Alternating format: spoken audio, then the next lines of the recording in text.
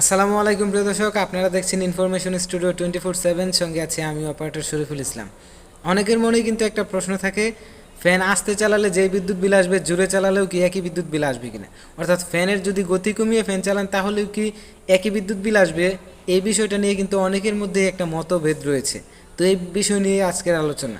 তো প্রথম কথা হচ্ছে, ফ্যান যদি আপনি কম স্পিডে চালান তাহলে কিন্তু অবশ্যই বিদ্যুৎ বিল কম আসবে। তবে এখানে গুরুত্বপূর্ণ একটা বিষয় হচ্ছে, দেখতে হবে আপনি কোন ধরনের রেগুলেটর ব্যবহার করেন।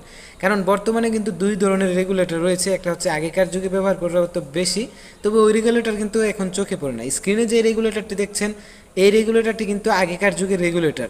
আর এই রেগুলেটর মূলত ফ্রিকোয়েন্সি ঠিক রেখে ভোল্টেজ কমাতো ফ্যানের গতি কমানোর জন্য, যার ফলে কিন্তু এই রেগুলেটর ব্যবহার করলে বিদ্যুৎ বিল কম আসবে না।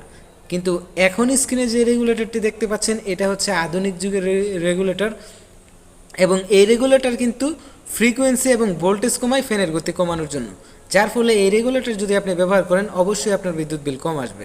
তো আশা করি আপনারা বুঝতে পেরেছেন কোন রেগুলেটর ব্যবহার করলে আপনার বিদ্যুৎ বিল কম আসবে যদি আপনি ফ্যান আস্তে চালান। তো আশা করি আপনাদের এই মতভেদ এবং বিভ্রান্তিটা দূর হয়ে গেছে।